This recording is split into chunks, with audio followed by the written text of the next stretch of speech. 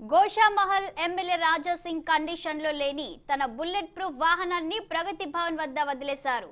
దీంతో ప్రోటోకాల్ అధికారులు రాజా సింగ్ వాహనానికి రిపేర్ చేయించారు. వాహనాన్ని తీసుకువెళ్లమని రాజా సింగ్ కు అధికారులు కబురు చేస్తున్నారు. అయితే పాత వాహనం తనకు వద్దని కొత్తది కాకపోయినా పర్లేదు కానీ కనీసం కండిషన్ లో ఉన్న వెహికల్ కావాలని రాజా సింగ్ అంటున్నారు. ఒకవేళ పాత వాహనాన్ని బలవంతంగా అధికారులు పంపిస్తే ప్రగతి భవన్ దగ్గర వాహనాన్ని తగులబెడతానని రాజా సింగ్ హెచ్చరించారు. దీంతో వ్యవహారం MLA Raja Singh versus protocol అధికారులుగా మారింది.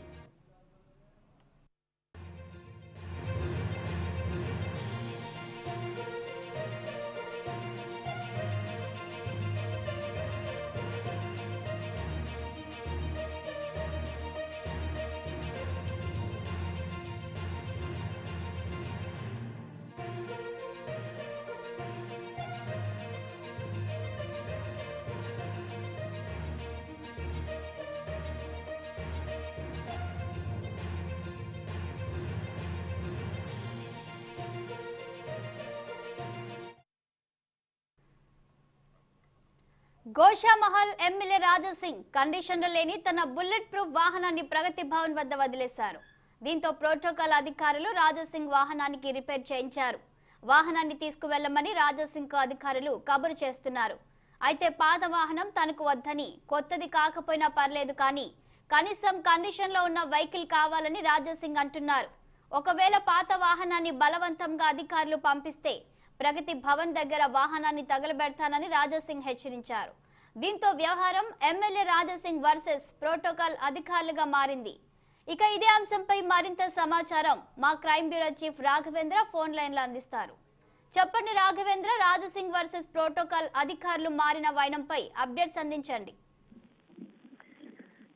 ఎమ్మెల్యే రాజా సింగ్ సంబంధించినటువంటి బుల్లెట్ ప్రూఫ్ వెహికల్ తరచూ మొరాయిస్తూ రావడం, ఆయన పదే పదే ప్రభుత్వానికి వినవించుకోవడం, ప్రోటోకాల్ అధికారులకు చెప్పినప్పటికీ కూడా ఎలాంటి స్పందన లేదు. తాజాగా అసెంబ్లీకి వెళ్లే సమయంలో కూడా వస్తున్న సమయంలో కూడా ఆ ప్రోటోకాల్ వెహికల్ ఏదైతే బుల్లెట్ ప్రూఫ్ వెహికల్ ఏదైతే ఉందో అది కూడా టైర్ కూడా ఊడిపోయినటువంటి పరిస్థితి ఉంది. గతంలో కూడా ఇలా చాలా సార్లు జరిగినప్పటికీ ఎన్నిసార్లు కూడా వాళ్ళతో మొరపెట్టుకున్నా కూడా ఎలాంటి స్పందన లేదు.